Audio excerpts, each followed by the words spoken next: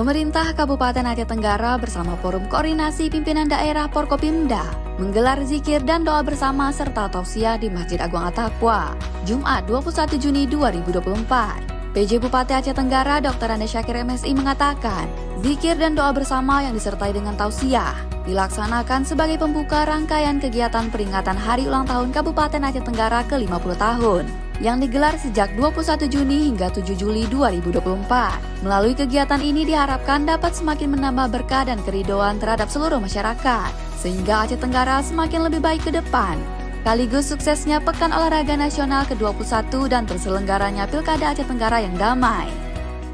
Tentu acara pada hari ini adalah sebagai awal dari seluruh rangkaian kegiatan HUT ke-50 Kabupaten Aceh Tenggara. Tentu dengan dimulai dan doa dan zikir bersama, kita berharap berdoa kepada Allah sehingga semua kegiatan kita ini diridai oleh Allah dan diberikan keselamatan kita dunia dan akhirat, sehingga kegiatan dan tujuan apa yang kita lakukan betul-betul diberkahi dan mendapat dari ridha dan tujuan yang baik ke depannya.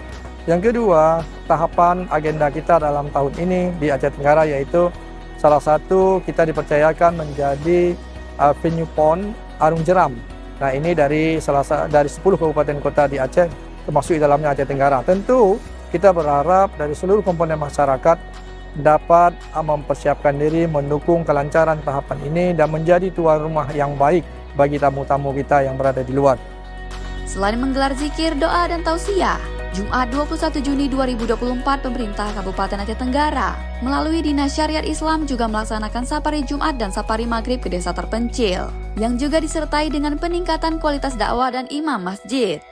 Tim Liputan Diskominfo Aceh Tenggara.